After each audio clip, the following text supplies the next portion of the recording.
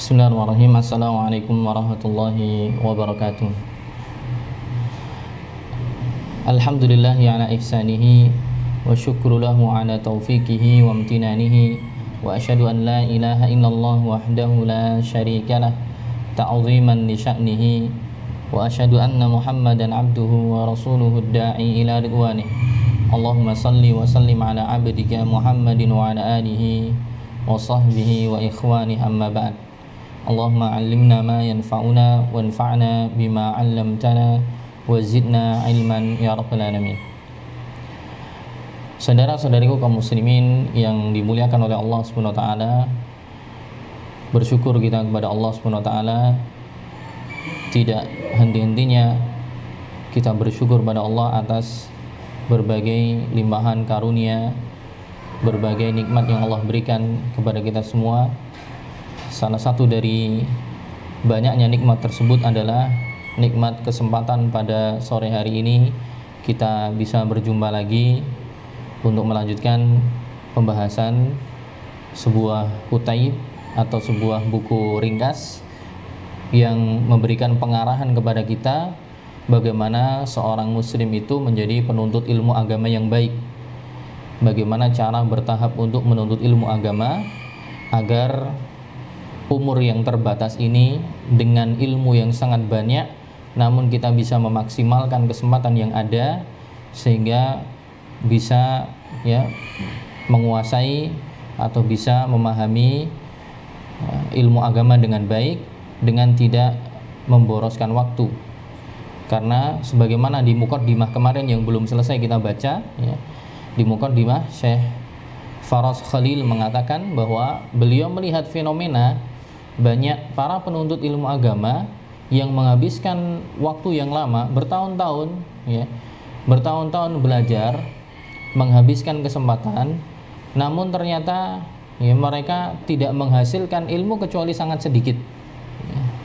Bahkan terkadang mereka cuman menuntut atau mencari satu disiplin ilmu saja, tidak banyak disiplin ilmu, bukan belajar fikih iya, tauhid iya, usul fikih iya, qawaid fikih iya, balaghah iya, bukan banyak disiplin ilmu, tapi terkadang sebagian orang ada yang fokus dengan satu disiplin ilmu saja, namun ternyata dari waktu yang telah dia habiskan dia tidak mendapatkan hasil yang maksimal.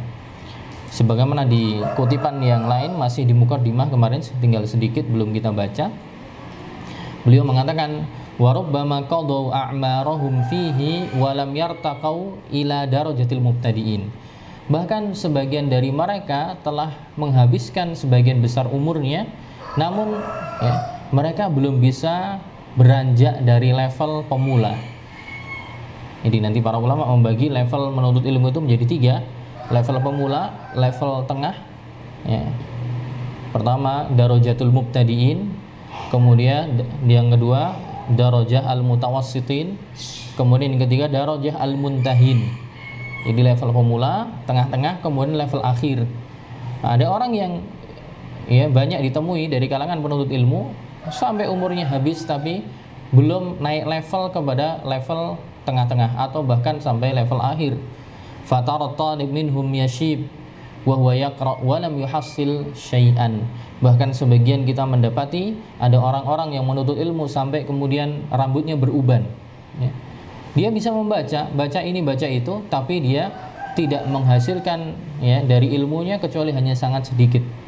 Dan itu saya alami juga Saya mulai senang ngaji dahulu, mulai senang ngaji belajar agama itu mulai 2008, mulai 2008 2009. Sebagian teman-teman dahulu yang belajar bareng, ada juga yang lebih senior, mereka lebih senior sudah lebih duluan ngaji, tapi sampai sekarang masih gitu-gitu aja. Rajin kalau ada pengajian datang, cuman terkadang yang didatangi kajian-kajian tematik, bukan kajian-kajian yang memang membahas satu disiplin ilmu sampai habis, pindah lagi enggak. Atau mungkin terkadang mereka membahas satu disiplin ilmu, tapi kemudian di tengah jalan akhirnya terputus, semangatnya putus, dia belajarnya juga berhenti. Akhirnya sampai sekarang sudah bertahun-tahun mereka lalui, level mereka tidak naik. dari bahkan ya masih beranjak di level pemula. Kenapa seperti itu? Dzalika annal jahla bittariq wa afatiha. Itu disebabkan karena ketidaktahuan mereka tentang metode belajar dan juga penghalang-penghalang belajar.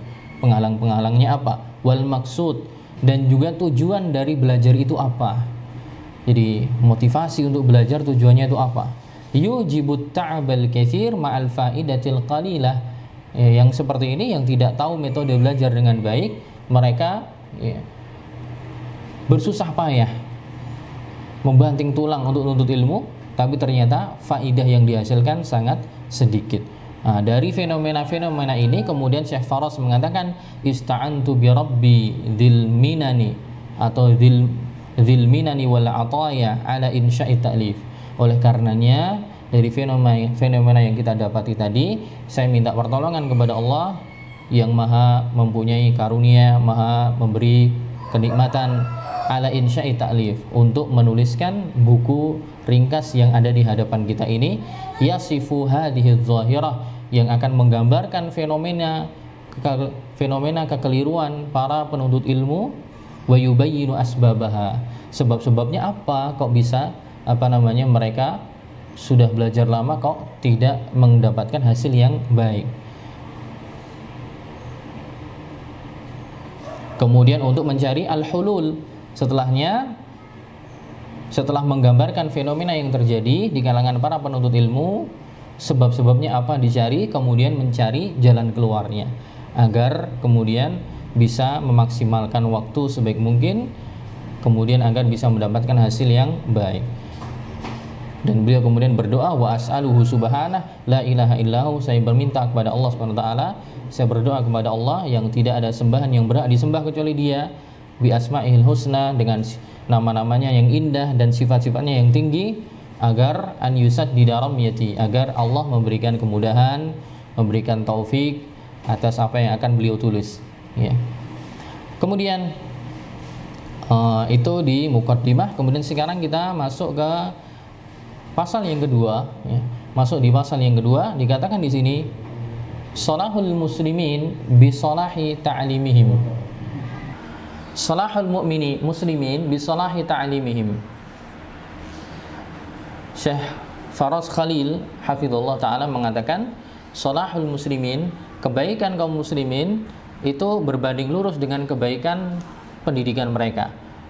Pendidikan di sini maksudnya adalah ya pendidikan agama, ya. Karena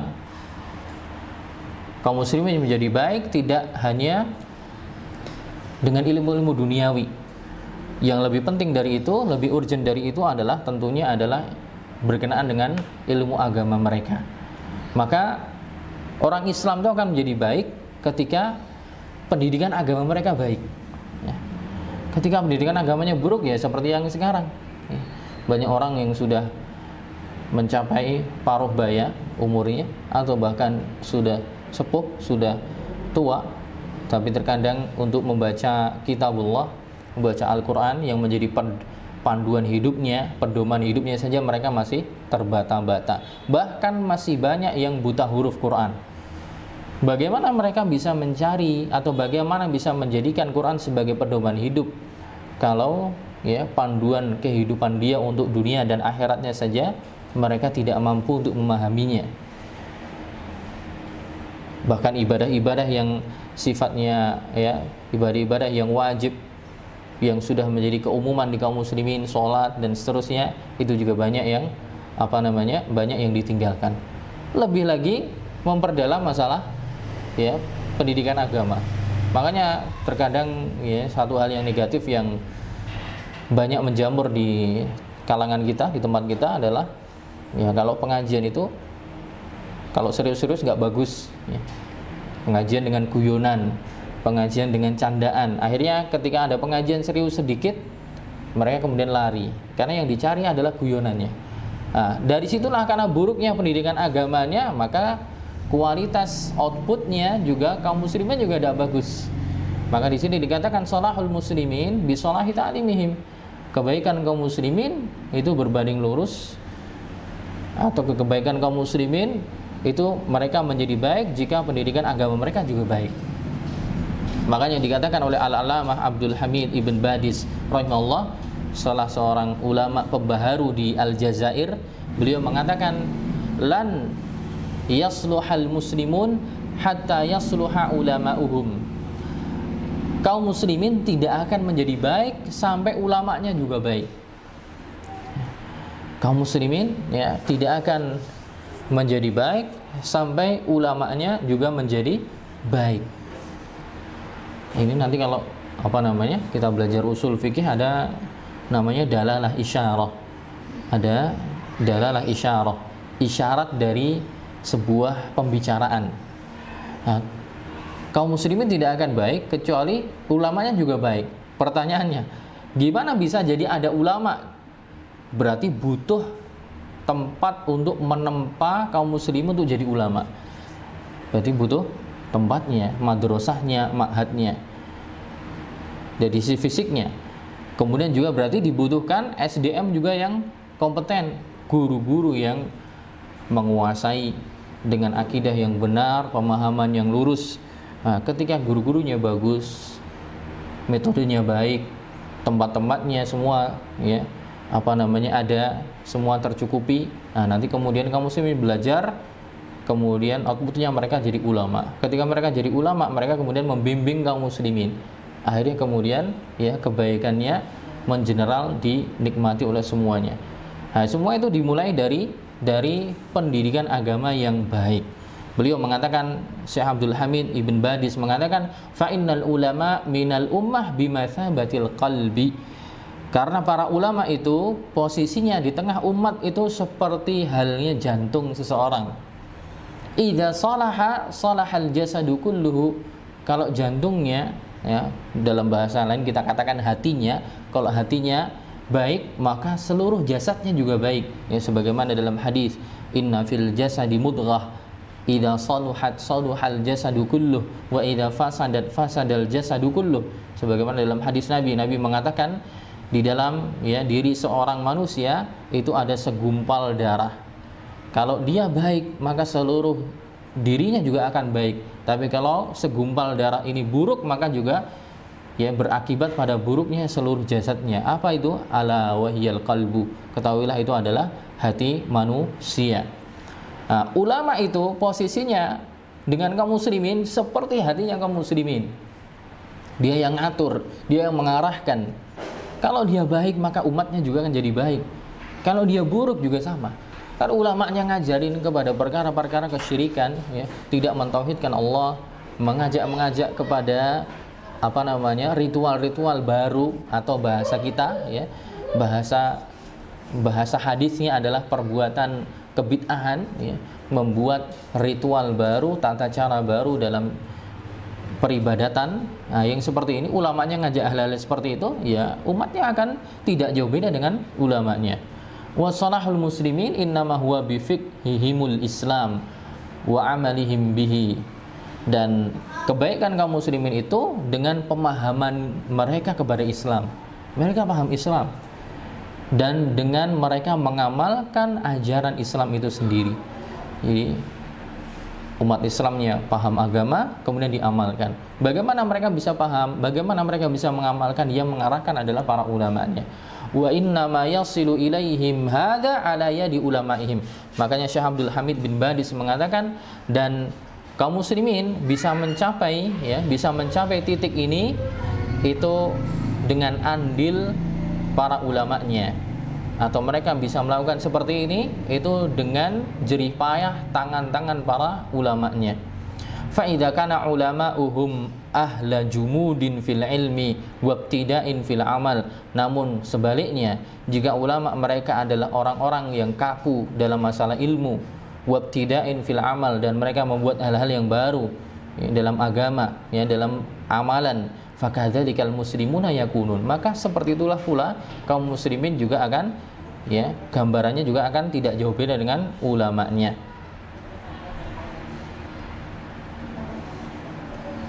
Yatba'ul muta'allim bit-tabi' alladhi yakunu 'alaihi fi mustaqbali hayatihi wa ma yastaqbilu min 'amalihi li nafsihi wa ghairihi. Seorang pembelajar itu akan terpatri ya dengan sebuah tabiat yang dia hadapi. Jadi seorang santri, seorang penuntut ilmu itu akan terpatri, akan terbentuk, ya, masa depannya itu akan terbentuk dengan apa yang dia hadapi sekarang, kondisinya seperti apa. Dan juga amalannya juga akan terbentuk dari kebiasaan dan situasi yang dia dapati. Li nafsihi wa ghairihi, untuk dirinya dan juga untuk orang lain. Karena mau nggak mau si penuntut ilmu itu dia akan mendapatkan, ya, kualitas ilmunya, amalannya ya dari tabiatnya atau dari lingkungannya, habitatnya seperti apa, ulamanya mengarahkannya seperti apa. Dan ketika dia mendapatkan hal itu akan berpengaruh pada dirinya dan juga orang lain, karena orang lain juga pasti akan dia pengaruhi. Maka fa idza aradna an nuslihal ulama, maka langkah yang akan kita tempuh ya, kalau kita ingin, ya, memperbaiki para ulama, fal nuslih at-ta'lim, maka pertama yang harus dilakukan adalah memperbaiki ta'lim, memperbaiki pendidikan agamanya, diluruskan, terutama dari sisi ideologinya, pemahamannya, akidahnya, bagaimana mengesahkan Allah Subhanahu wa taala, ya, bagaimana memurnikan, ya, purifikasi ajaran, ya, dimurnikan. Kenapa? Karena sungai itu semakin jauh dari mata airnya, mata air yang keluar kemudian dia mengalir, terkumpul kemudian menjadi sungai. Air yang mengalir di sungai itu semakin jauh dari tempat toknya, bahasa Jawanya, keluarnya air itu, maka semakin jauh maka akan semakin tercemar. Gak jauh beda dengan ajaran Islam. Ajaran Islam itu ketika semakin jauh dari masa atau era ketika ajaran Islam yang dibawa Nabi Muhammad SAW ini muncul, ya, semakin jauh eranya, maka kemungkinan besar akan semakin banyak tercampur dengan ritual-ritual, kebiasaan-kebiasaan yang tidak sesuai dengan apa yang dikehendaki oleh Allah dan Rasulnya. Makanya perlu yang namanya purifikasi, pemurnian lagi. Ini yang bukan bagian dari ajaran agama dibersihkan, ya. Nah, dari situ kemudian nanti umat juga akan menjadi baik. Wa maudhu'u kitabina, dan tema topik pembicaraan di buku yang akan kita bahas, kata Syekh Faras, huwa ijabatun li su'ali katsirit tirdad. Sebenarnya ini adalah upaya memberikan jawaban atas pertanyaan yang, ya, sering bergulir. Sebuah jawaban atas pertanyaan yang sering bergulir, sering ditanyakan, yaitu perkataan seseorang, atlubul ilma mundzu zaman, saya sudah menuntut ilmu sekian lama, walakinni la asy'uru bi anni qad hassaltu syai'an yuzkar, tapi anehnya saya sudah menuntut ilmu lama, kok seakan-akan saya belum merasakan bahwa saya itu sudah mendapatkan ilmu yang bisa saya rasakan. Jadi kesannya hampa, dia belajar agama lama tapi gitu-gitu aja, ya. Fa'ainal khalal, cacatnya ada di mana? Wa masabilu sahihu wal jaddah al matruqah li tahsilil ilm. Kemudian kalau memang ada cacatnya dalam metode pembelajarannya, maka jalan yang benar untuk, atau metode yang benar, cara yang benar untuk menghasilkan ilmu itu dengan seperti apa? Kama hassanahu min qablina min ahli ilmi, sebagaimana ulama-ulama kita dulu, mereka kok bisa mencapai derajat ulama seperti itu. Misalnya bisa mencapai derajat mujtahid mutlak, misalnya seperti Imam Syafi'i, Abu Hanifah, Ahmad, Al-Auza'i, Al-Laits bin Sa'ad, kemudian Sufyanus Tsauri dan yang lainnya, orang-orang yang mencapai derajat ijtihad yang paling tinggi, yaitu para mujtahid mutlak. Nah, orang-orang yang seperti ini kok mereka bisa sampai derajat itu? Atau ulama-ulama mujtahid yang mungkin levelnya di bawah mereka kok bisa seperti itu? Mereka metodenya seperti apa gitu? Kenapa sekarang kami yang menuntut ilmu sudah menghabiskan banyak waktu kok masih gini-gini aja? Inna minal umuril musallamat ladal uqala, sesungguhnya termasuk perkara, ya, yang diterima oleh orang yang berakal. Orang yang berakal menerima hal itu. Apa itu? Anna man aradal wusul ila hadafin muayyan. Ini disepakati oleh semua orang yang berakal, yang masih sehat, bahwa setiap orang yang menghendaki untuk sampai kepada tujuan tertentu, atau seseorang yang menghendaki ingin mewujudkan suatu cita-cita, salakat thoriq al-musilah ilaih, pasti dia akan menempuh jalan yang akan mengantarkan dia pada cita-citanya, atau pada tujuannya, atau pada keinginannya. Ketika seorang ingin mencari sesuatu, ya, dia akan menempuh jalan yang mengantarkan dia kepada tujuan yang akan dia raih. Fa idza ta'addadatit turuq, kemudian ternyata jalan untuk menuju cita-cita tadi, jalan untuk menuju tujuan tadi ternyata ada banyak, bercabang, bisa lewat sini, bisa lewat sana, bisa lewat yang lain. Fala budda an yabhatha salik an aqrabit turuq al-musilah ila mubtaghah. Kalau misalnya jalannya banyak, maka tentunya, ya, si penuntut ilmu ini akan memilih jalan yang paling dekat. Jalan yang paling dekat. Paling dekat pada apa? Kepada, atau jalan yang paling dekat yang bisa mengantarkan kepada apa yang dia kehendaki. Kenapa? Ya karena umurnya itu terbatas. Manusia umurnya terbatas. Umatnya Nabi Muhammad paling cuma 60-70 tahun, sedangkan ilmu sangat luas. Ya, Nabi Muhammad SAW mengatakan a'maru ummati ma baina sittina ila sab'in. Umurnya umatku itu hanya sekitar 60 atau 70 tahun. Tidak banyak. Nabi Muhammad SAW wafat umur 63. Abu Bakar, Umar juga sekitar 63 tahun mereka wafat. Sedangkan umur itu terbatas, ilmunya sangat banyak. Kalau kita mengambil jalan untuk menuntut ilmu yang menyusahkan, yang terlalu panjang, umur kita terlanjur habis, tapi yang dihasilkan sedikit, maka kita mencari jalan yang paling dekat, atau jalan yang paling yang paling simple. Karena tidak semua orang bisa mendapatkan kesempatan umur yang panjang. Tidak tahu. Ada kisah seorang ulama itu umurnya panjang, namanya Hasan bin Ziyad al-Lu'lu'i rahimahullahu ta'ala. Dikisahkan dalam buku Ta'limul Muta'allim oleh Asy-Syaikh Az-Zarnuji rahimahullah. Hasan bin Ziyad al-Lu'lu'i ini muridnya Imam Abu Hanifah. Beliau itu baru sadar atau baru mendapatkan taufik untuk senang belajar agama itu umurnya sudah 80 tahun. 80 tahun itu baru semangat belajar atau mendapatkan taufik untuk belajar agama. Semenjak itu beliau bertekad untuk menghabiskan sisa umurnya untuk sungguh-sungguh menuntut ilmu. Maka dikisahkan beliau setelah itu tidak pernah tidur di atas kasurnya, tapi beliau tidur sambil duduk dia tidur, atau tidur di tempat-tempat yang nggak nyaman. Untuk apa? Agar tidurnya tidak terlalu nyaman sehingga waktunya habis untuk tidur. Beda kalau orang tidur di tempat tidur, ya, tidur di tempat tidur, apalagi kasur, apalagi spring bed, ya. Kemudian lampunya dimatiin, udah bisa jadi dia tidur berjam-jam, 5 jam lebih, 8 jam lebih. Hasan bin Ziyad ini sengaja tidurnya di tempat yang nggak nyaman. Biar apa? Biar nanti bangun di tengah malam, atau bahasa Jawa kita ngelilir gitu. Kalau nggak enak tidurnya ngelilir, tengah malam bangun, sehingga tidak terlalu banyak dihabiskan untuk tidur. Nah, beliau alhamdulillah diberikan umur yang panjang oleh Allah. Setelah sadar menuntut ilmu di umur 80 tahun, beliau belajar selama 40 tahun. Ya, bersama para gurunya, salah satunya Imam Abu Hanifah. Sampai Hasan bin Ziyad ini umur 120 tahun.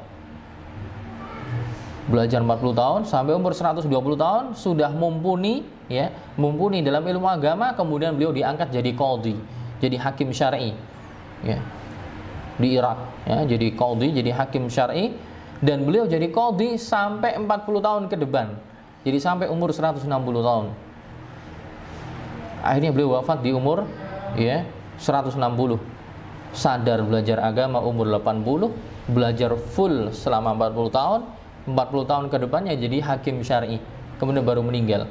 Beliau meninggal sekitar tahun 204 Hijriah, ya. Nah, ini orang yang seperti ini orang yang istimewa, Allah berikan umur yang panjang, ya, tapi kita tidak tahu. Mayoritasnya rata-ratanya ya cuma 60-70 tahun. Maka agar kita bisa maksimal, kita harus mencari metode yang paling bagus, ya. Makanya di sini dikatakan fa idza kana talibul ilmi huwa salik, jika penuntut ilmu itu seakan-akan dia orang yang berjalan, wa kana ilmu huwal mubtagha, dan ilmu itu adalah adalah sasarannya, fala budda li talibil ilmi an yabhasa an aqrabit turuq, maka wajib bagi dia, bagi orang yang jalan ini, orang yang sedang berjalan untuk mencari tujuannya, dia wajib untuk mencari atau menempuh jalan yang paling dekat atau jalan yang tidak terlalu panjang yang mengantarkan dia agar bisa menghasilkan ilmu yang rasih. Ilmu rasih itu ilmu yang kuat, yang kokoh, bukan sekedar wawasan, tapi benar-benar di kepala, di otaknya. Dia paham permasalahan, ketika ditanya langsung keluar dalilnya semua, penjabarannya dia paham. Itu namanya ilmu yang rasih.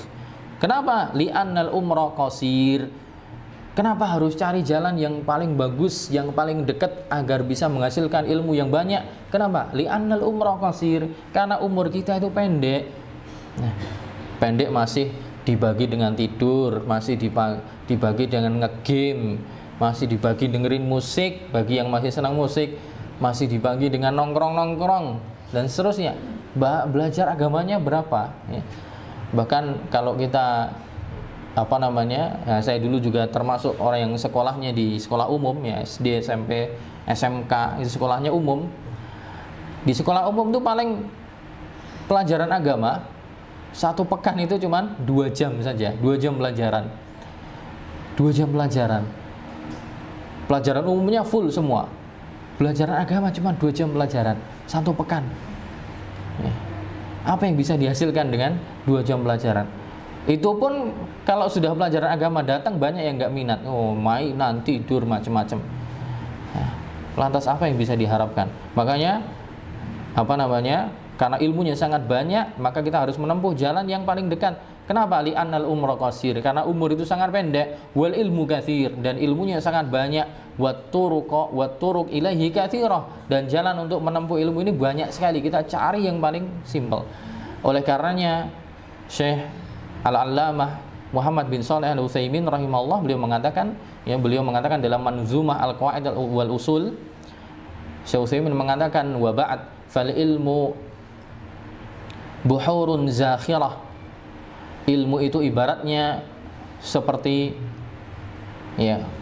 buhur itu jamak dari bahar, laut, seperti lautan yang bergelombang sangat besar.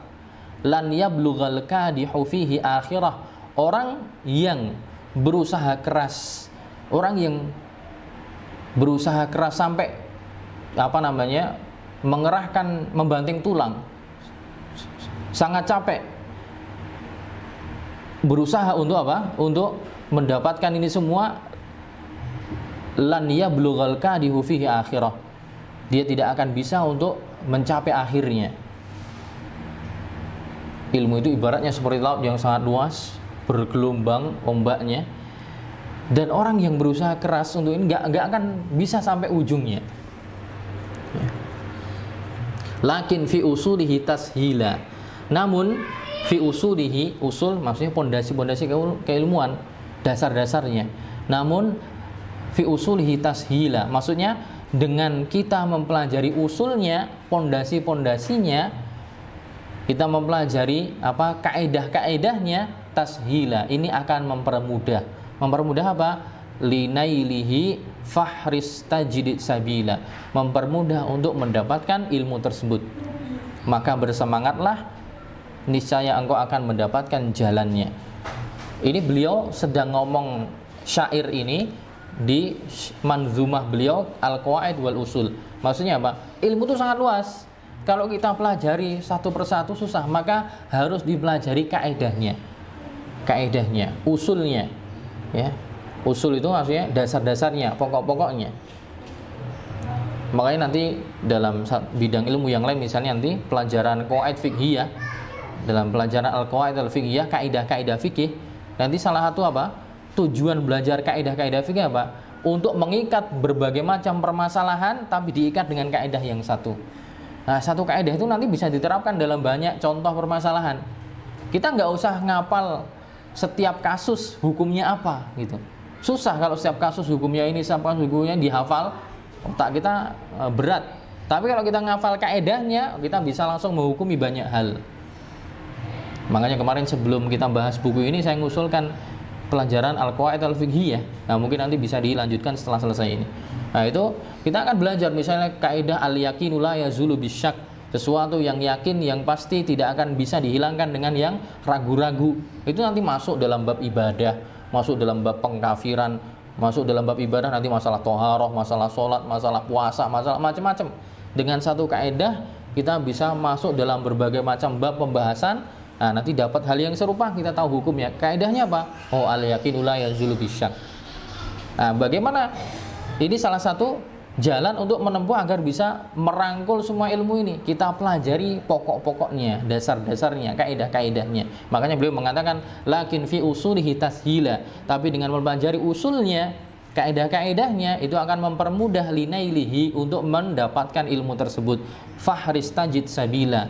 Maka bersemangatlah engkau akan mendapatkan jalannya. Wagtanimul qawaidal usula. Dan ya, igtinam itu dari kata ghanimah, artinya manfaatkan dengan baik ya. Ambil dengan baik kaidah-kaidah dan usul, al-qawaid wal usul, kaidah-kaidah dan usul setiap ilmu tadi. Faman tafuthu yuhramul wusula. Tapi barang siapa ya, yang terlewatkan dari mempelajari usul dan kaidah-kaidah setiap bidang keilmuan, maka dia akan terhalangi, dia akan diharamkan dari sampai kepada ilmu tersebut. Itu. Jadi intinya kalau dipelajari setiap kasus susah, tapi kita pelajari dasar-dasarnya, usul-usulnya, maka dari situ kita akan bisa mendapatkan keseluruhannya. Wallahu a'lam bishawab. Mungkin sampai di sini dulu. Masih ada beberapa yang kita baca, insyaallah di pertemuan yang akan datang ya. Assalamualaikum warahmatullahi wabarakatuh. Semoga Allah selalu merahmati Ustadz beserta keluarga, amin wa iyyakum. Afwan Ustadz, saya hendak bertanya bagaimana caranya agar hati tetap semangat. Bagaimana caranya agar hati tetap semangat untuk mengajak kebaikan kepada seseorang, di mana orang itu sudah mengerti ilmunya namun masih sulit untuk menerapkannya. Maksudnya mungkin yang diajak udah tahu ilmunya tapi masih sulit untuk menerapkannya. Gimana kita agar tetap semangat ngajak? Caranya tetap semangat ya, kita ingat aja ganjaran-ganjaran bagi orang yang berdakwah. Orang yang berdakwah pada orang lain, ngajak kepada kebaikan ya. Ada banyak janji yang dijanjikan oleh Allah, oleh Rasulnya. Itu yang kita ingat ya. Makanya Nabi SAW tidak pernah bosan-bosannya untuk ngajak kaumnya untuk bertauhid, untuk beramal soleh. Kenapa?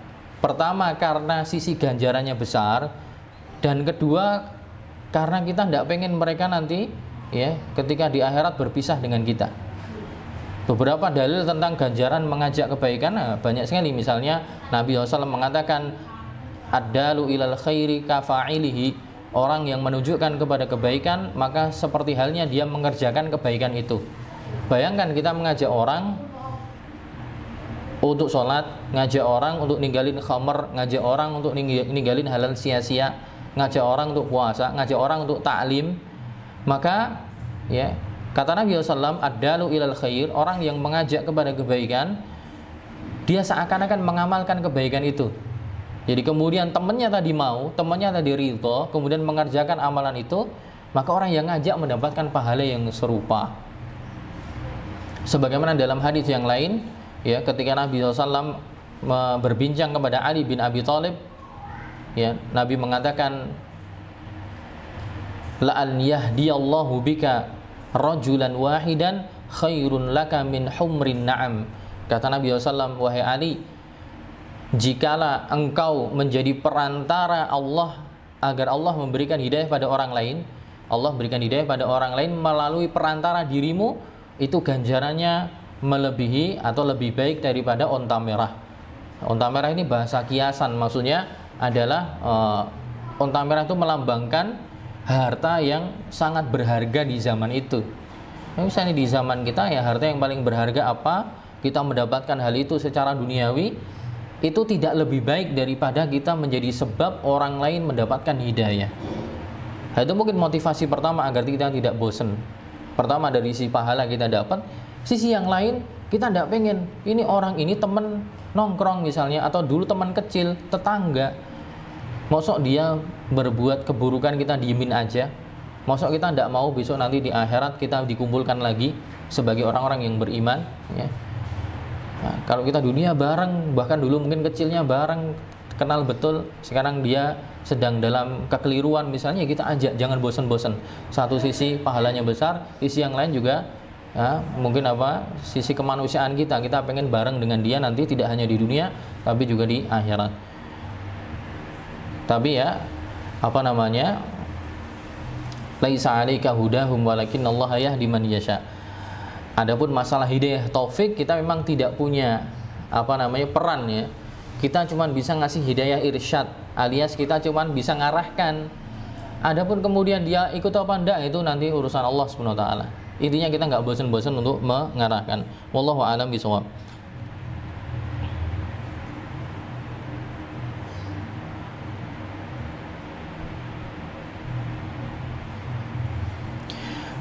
Mau bertanya tentang materi kemarin. Salah satu cara untuk belajar adalah dengan bimbingan ustadz. Itu ya, nasihat Imam Syafi'i ya, irsyadu ustadz. Seperti apa yang dimaksud dengan bimbingan ustadz? Sedangkan di tempat tertentu terkadang tidak ada kajian. Apakah dengan lewat kajian online itu sudah bisa dibilang dibimbing oleh ustadz? Ya insya Allah masih bisa dibilang dibimbing oleh ustadz ya. Memang kalau memang di situ tidak ada sama sekali ustadz yang memang kompeten untuk memberikan pengarahan. Kalau memang tidak ada sama sekali ustadz yang bisa memberikan pengarahan dalam satu bidang ilmu, ngajarin tajwid misalnya, tidak ada yang kompeten, ngajarin fikih nggak ada yang kompeten, ngajarin tauhid nggak ada yang kompeten, kemudian ternyata adanya online, insya Allah masih bisa masuk kategori itu. Lagi pula sekarang ya ada banyak yang kajian online tapi interaktif ya. Jadi tidak hanya mendengarkan rekaman tapi bisa tanya. Sehingga misalnya nanti ada penjelasan ustadz yang kurang dipahami, kan kita bisa tanya ya, via telepon, via WA, SMS dan yang lainnya ya. Dalam kaidah fikih dikatakan ma la yudraku kulluhu la yutraku julluh. Sesuatu yang kita tidak bisa dapati maksimal, sesuatu yang tidak bisa kita dapati semua, maka jangan ditinggalkan semuanya. Mungkin kita tidak bisa mendapati ustadz secara langsung personal datang gitu kan, tapi kita masih bisa datang lewat kajian online dan masih bisa nanya jawab. Insya Allah itu masuk kategori bimbingan ustadz. Tapi misalnya di situ, di tempat itu ada ustadz yang memang kompeten, bisa kopdaran, bisa ketemu langsung, maka itu lebih bagus ya. Maka itu lebih bagus. Wallahu a'lam bishawab. Mungkin pertanyaan terakhir yang ketiga, izin bertanya, bagaimana cara kita mencatat kajian yang baik? Apakah kita catat semuanya atau yang penting saja? Dan bagaimana kita memurojaahnya agar menjadi ilmu yang melekat? Ya, masalah mencatat mencatat kajian ini setiap orang nisbi ya, sifatnya nisbi, beda-beda. Ada yang ketika mendengar kajian bisa dicatat semua gitu. Ada yang dia mencatatnya poin-poinnya saja. Nah, itu nanti kembali kepada kemampuan masing-masing. Kalau dia pengen detail dari awal sampai akhir dia catat semua, ya monggo silahkan kalau itu mampu. Tapi kalau itu berat, mengurangi fokus ya, dia catat yang poin-poin pentingnya saja, poin-poin pentingnya saja. Cara murojaahnya gimana? Pertama ya, dia baca sendiri, lebih bagus dia murojaah dengan temennya. Jadi ketika sudah selesai kajian, dia cari teman untuk murojaah bareng, 2 orang, 3 orang, kemudian membicarakan tadi ustadz ngomongin apa ya, bener gak yang saya dengar? Saya nyatet kayak gini, punya kamu gimana? Dicocokkan dengan teman yang lain. Oh, punya saya nyatetnya gini, punya saya gini. Loh kok nggunamu atau milik kamu kok lebih komplit, yang punya saya kok cuman segini? Oh, berarti kamu tadi mungkin ada yang ketinggalan misalnya, atau pas ke kamar mandi. Nah, sehingga ketika didiskusikan dengan temannya akan saling melengkapi. Nah, juga nanti didiskusikan ini maksudnya gimana. Nah, seperti itu. Jadi masalah mencatat mungkin fleksibel ya, kembali kepada pribadi masing-masing. Bisa poin-poinnya saja, bisa juga nanti dicatat semuanya kalau memang dia mampu. Cara murojaahnya ya, pertama dia baca sendiri dulu, dipahami dengan baik. Kemudian lebih bagus lagi nanti cari teman untuk sharing, cari teman untuk murojaah bersama. Kemudian saling bertanya jawab. Wallahu a'lam bishawab. Mungkin itu dulu. Subhanakallahumma wa bihamdika asyhadu an la ilaha illa anta astaghfiruka wa atubu ilaik. Assalamualaikum warahmatullahi wabarakatuh.